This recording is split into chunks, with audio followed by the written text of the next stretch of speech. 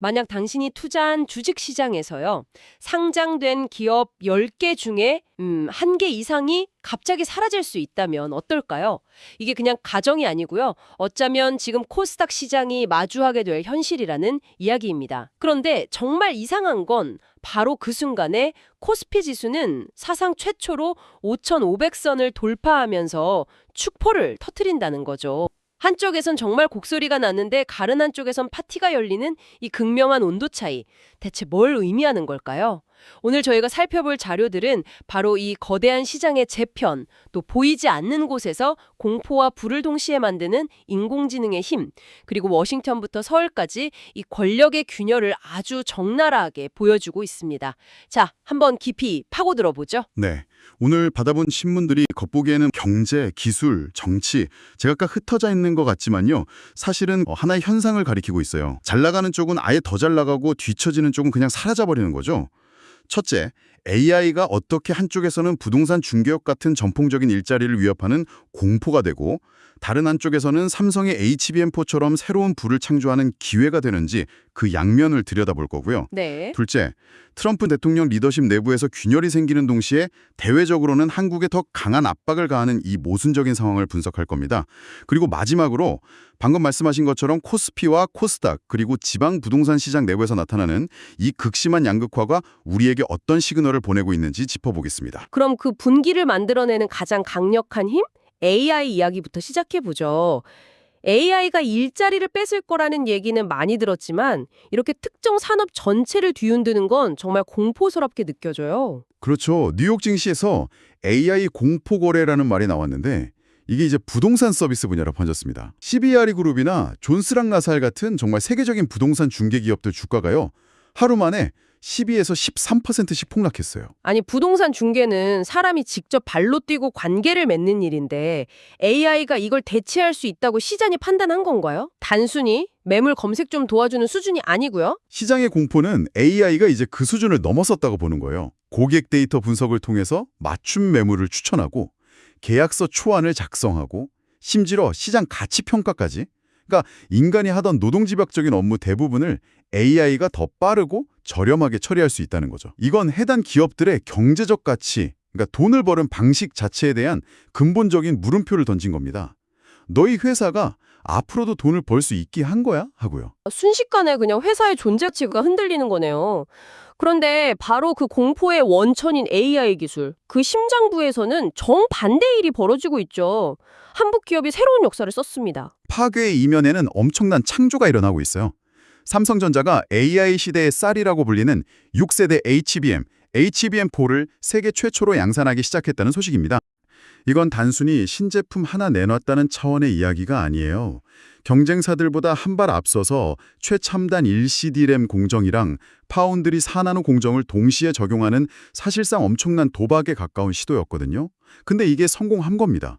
도박에 성공했다는 건 그만큼 기술적 난이도가 높았다는 뜻이겠군요. 이걸 성공하면서 얻는 게 구체적으로 뭔가요? 그냥 세계 최초라는 타이틀인가요? 아니요, 훨씬 그 이상이죠. 성능 면에서는 기존 모델보다 1.35배나 빠르고요. 무엇보다 AI 칩 시장의 절대 강자인 엔비디아가 요구한 그 까다로운 기준을 훌쩍 뛰어넘었어요. 엔비디아의 기준을요? 그리고 더 중요한 건 이제 삼성은 고성능 메모리, 즉 HBM, 그걸 만드는 시스템 반도체인 파운드리, 그리고 이걸 하나로 묶는 패키징 기술까지 모두 자체적으로 해결하는 원스톱 솔루션을 제공할 수 있게 됐다는 겁니다. 고객 입장에선 여러 회사랑 복잡하게 일할 필요 없이 삼성 한 곳에서 모든 걸 해결할 수 있으니 이건 뭐 차세대 시장의 주도권을 완전히 가져올 수 있는 강력한 무기가 되는 거죠. 듣기만 해도 짜릿하네요. 한쪽에선 AI 때문에 직업이 사라질까봐 공포에 떠는데 다른 한쪽에선 그 AI의 핵심 부품을 만들어서 새로운 부를 창출하고 있으니 그럼 이런 최첨단 기술이 우리 일상에는 어떻게 들어오고 있나요? 이미 우리 손안으로 깊숙이 들어오고 있습니다. 카카오가 구글과 손잡고 AI 안경 같은 차세대 기기를 준비 중인데요. 핵심은 카나나라는 서비스예요. 예를 들어서 친구랑 카톡으로 주말에 뭐 볼까 이렇게 이야기하면 AI 안경이 대화 맥락을 파악해서 근처 영화관의 상영 시간표나 추천 영화 정보를 바로 눈앞에 띄워주는 식이죠. 제 카톡 대화를 AI가 실시간으로 들여다보고 정보를 제안한다는 거잖아요. 편리하긴 하겠지만 좀 섬뜩하게 들리기도 하는데요. 바로 그 편리함과 사생활 침해 사이의 아슬아슬한 줄타기가 앞으로 AI 서비스의 성패를 가를 겁니다. 카카오는 작년에 사상 최대인 매출 8조 원을 돌파했는데 그 돈으로 이런 미래 기술에 공격적으로 투자하는 거죠. 한편 페이스북의 모회사인 메타도 SNS 스레드에 디어 알고라는 기능을 넣었어요. 디어 알고. 이건 사용자가 알고리즘에 직접 나한테 정치 얘기 그만 보여주고 귀여운 고양이 영상만 보여줘 라고 요구할 수 있게 만든 겁니다. AI에게 끌려다니는 게 아니라 사용자가 AI를 어느 정도 통제할 수 있게 해준다는 점에서 아주 흥미로운 시도죠. AI가 주는 공포와 혁신, 그 사이에서 줄타기를 하는 모습이네요. 그런데 이 기술이 인류에게 정말 직접적으로 도움이 되는 사례도 있다고요. 특히 우리 건강 분야에서요. 네, 국내 최대 안과 전문 병원인 김안과 병원의 사례가 아주 인상적입니다. 안저, 즉 눈의 망막 사진 한 장만 찍으면요. 녹내장 같은 안과 질환은 물론이고 전혀 상관없어 보이는 심혈관 질환 위험까지 예측하는 AI 시스템을 도입했어요. 사진 한 장으로요? 그렇습니다. 망막이 눈 속의 뇌라고 불릴 만큼 수많은 혈관이 모여 있어서 이걸 분석하면 몸 전체의 건강 상태를 엿볼 수 있다는 원리입니다. 아프지도 않은데 병원에 가서 미리 검사받는 게 사실 쉽지 않잖아요.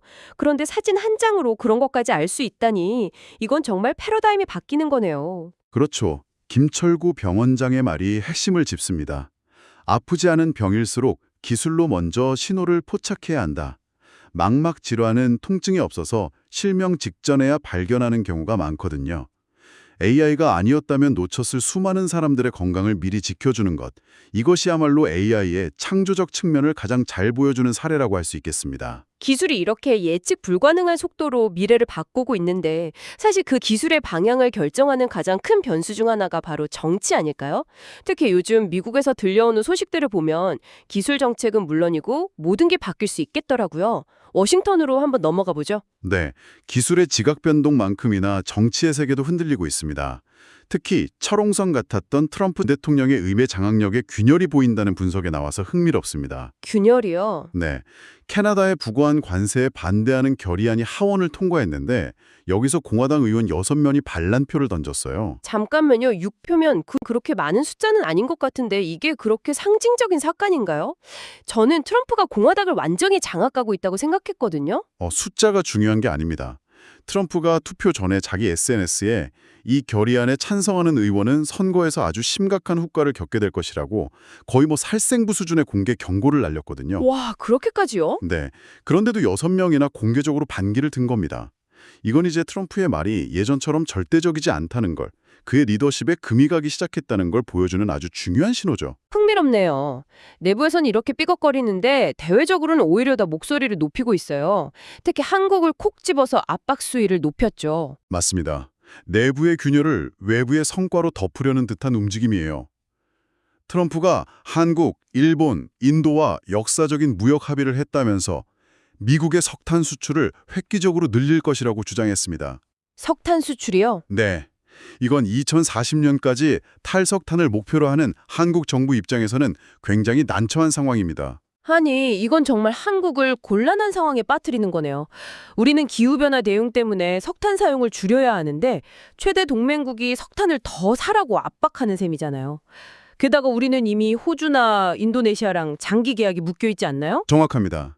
단기간에 수입선을 미국으로 바꾸는 건 물리적으로도 어렵고 외교적으로도 부담이 큽니다. 이런 와중에 더 흥미로운 건 트럼프가 오는 4월에 시진핑 주석을 만나서 미중 무역전쟁 휴전을 1년 더 연장할 거라는 보도가 나왔다는 점입니다. 중국하고는 휴전을 한다고요? 네, 동맹인 한국에는 압박을 가하면서 최대 경쟁국인 중국과는 타협하려는 이중적인 행보죠. 자신의 정치적 입지를 다지기 위해 외교 무대를 활용하는 전형적인 모습이라고 볼 수 있습니다. 국제 정세가 정말 한치 앞을 내다보기 어렵네요. 이런 긴장감 속에서 국내 정치 상황도 그야말로 급냉해 버렸어요. 모처럼 협치의 분위기가 생기나 했는데 하루아침에 얼어붙었습니다. 네, 장동혁 국민의힘 대표가 이재명 대통령과의 오찬 회동을 불과 1시간 남기고 불참을 통보하는 초유의 사태가 벌어졌습니다. 1시간 전에요? 네, 표면적인 이유는 야당이 국회 법사위에서 재판소원법과 대법관 증언법을 강행 처리한 것에 대한 항의였어요. 하지만 보통 이런 대통령과의 회동은 웬만하면 참석하지 않나요? 불과 1시간 전에 취소했다는 건 그만큼 내부 사정이 복잡했다는 뜻으로 들리는데요. 그 배경을 들여다보는 게 중요합니다. 당내 강경파들이 야당의 입법 독주에 들러리를 서줄 수 없다며 강하게 반대했다고 하고요. 또 윤석열 전 대통령과의 관계 설정 문제를 둘러싼 노선 갈등이 폭발한 결과라는 분석이 지배적입니다. 결국 설 연휴를 앞두고 민생을 논의할 수 있었던 소중한 기회가 날아가면서 정치권의 대립은 더 깊어질 수밖에 없게 됐죠. 정치적 불확실성이 커지면 경제는 바로 반응하죠. 앞서 거대한 분기를 이야기했는데 최근 부동산과 증시에서 그 현상이 아주 뚜렷하게 나타나고 있습니다. 부동산 시장부터 보면요. 지방 아파트 가격이 15주 연속 오르고 있습니다. 그런데 이걸 보고 지방 부동산 시장이 살아나는구나라고 생각하면 큰 착각입니다. 그 속을 들여다보면 정말 처참할 정도의 양극화가 벌어지고 있거든요. 양극화라면 오르는 곳만 오른다는 뜻이죠. 구체적으로 어떤가요? 예를 들어 대구 전체의 아파트 가격은 분명히 하락세인데 학군 좋고 인프라가 잘 갖춰진 수성구와 중구는 오히려 가격이 올랐습니다. 대구 안에서도요? 네. 부산도 마찬가지예요. 해운대구랑 동래구만 오르고 나머지 지역은 다 떨어졌어요. 2022년 고금리 사태 이후에 지방의 아파트 공급이 확 줄면서 그나마 있는 신축이나 핵심 입지 아파트로만 수요가 몰리는 쏠림 현상이 극단적으로 나타나고 있는 겁니다. 그렇군요. 반면에 수도권은 상승세가 주춤하고 있고요. 수도권이 주춤하는 건 정부 규제 영향이 크다고 봐야겠죠? 외국인 투자를 막는 조치 같은 것들이요? 네. 정부의 타겟 규제가 시장에 직접적인 영향을 미치고 있습니다. 수도권 핵심 지역을 외국인 토시 거래 허가 구역으로 묶고 2년 실거주 의무를 부과했더니 서울의 외국인 주택 거래가 절반 이상, 51%나 급감했어요. 효과가 확실했네요. 네. 특히 타겟이었던 강남 3구와 용산구는 60%에서 80%까지 줄었으니 효과가 확실했던 거죠. 여기에 5월부터 다주택자 양도세 중과 유예가 끝난다고 공식화하면서 다주택자들의 집을 탈두로 압박하고 있습니다. 시장의 과열을 막겠다는 정부의 의지가 강하게 느껴지는 대목입니다. 부동산 시장도 이렇게 다른 세상 이야기 같은데 증시는 더 극적이라고요. 오늘 코스피가 5,500을 넘었다는 소식은 들었는데 이게 그렇게 대단한 일인가요? 반도체만 오르는 착시 현상이라는 말도 있던데요. 착시라는 표현이 딱 맞죠. 코스피가 삼성전자와 증권주 덕분에 최고치 파티를 벌이는 바로 그 시각. 코스닥 시장에서는 거의 대청소 수준의 구조조정이 예고됐기 때문입니다. 대청소요? 네. 금융당국이 상장 폐지 제도 개편안을 발표했는데 이게 시장에 엄청난 충격을 줬습니다. 내용이 얼마나 강력하길래 대청소라는 표현까지 쓰시는 건가요? 핵심은 부실기업, 소위 좀비 기업을 퇴출시키는 문턱을 대폭 높인 겁니다. 시가총액이 200억 원이 안 되거나 주가가 1,000원 미만인 동전주 상태가 오래 지속되면 바로 퇴출 심사를 받게 됩니다. 개선 기간도 확 줄였고요. 그런데 진짜 충격적인 건 이 새로운 기준을 적용하면 상장 폐지 대상이 될 수 있는 기업이 기존의 연 50개 수준에서 최대 220개까지 늘어날 수 있다는 거예요. 잠깐만요. 220개요? 220개 기업이 사라질 수 있다는 건 코스닥 상장사가 한 1,700개 정도니까 13%에 달하는 거잖아요. 제 포트폴리오에 있는 회사도 포함될 수 있다는 거고요. 이건 단순히 시장 체제 개선이 아니라 개인 투자자들에게는 엄청난 공포가 될 수 있겠는데요? 바로 그게 핵심입니다. 이 대청소가 과연 모두에게 좋은 소식일까요? 단기적으로는 엄청난 고통과 혼란이 따를 수밖에 없어요. 내가 투자한 기업이 갑자기 사라질 수 있다는 공포감은 시장 전체를 위축시킬 수도 있죠. 하지만 금융당국의 생각은 다른 겁니다. 오랫동안 코스닥 시장의 발목을 잡아왔던 게 바로 이런 한계 기업들이에요. 실적은 없는데 주가 조작 세력의 타겟이 되거나 투자자들의 돈만 빨아먹고 사라지는 동맥경화의 원인이었죠. 이들을 과감하게 정리해야만 그 자리에 진짜 유망한 혁신 기업들이 들어와서 성장할 수 있고 그래야만 장기적으로 자본시장의 신뢰가 회복될 수 있다는 판단입니다. 지금의 고통을 감수하고서라도 수술을 하겠다는 강력한 신호인 거죠. 와, 정말 오늘 살펴본 이야기들이 거대한 분기라는 말로 다 설명이 되네요. 코스피의 신기록과 코스닥의 대청소, 삼성의 HBM4와 AI 공포거래, 트럼프의 리더십 균열과 국내 정치의 경색까지 모든 게 잘 되는 쪽과 그렇지 않은 쪽으로 극명하게 갈라서는 모습입니다. 네, 오늘 우리는 AI가 부동산 중개인의 일자리를 위협하는 파괴자의 얼굴을 본 동시에 망막사진 한 장으로 생명을 구하는 창조자의 얼굴도 봤습니다.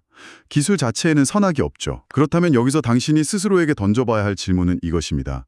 이 강력하고 예측 불가능한 힘이 우리 삶 깊숙이 들어올 때 그 사용 설명서와 규칙은 과연 누가 어떻게 만들어야 할까요? 정부일까요? 기술을 가진 기업일까요? 아니면 우리 시민사회일까요?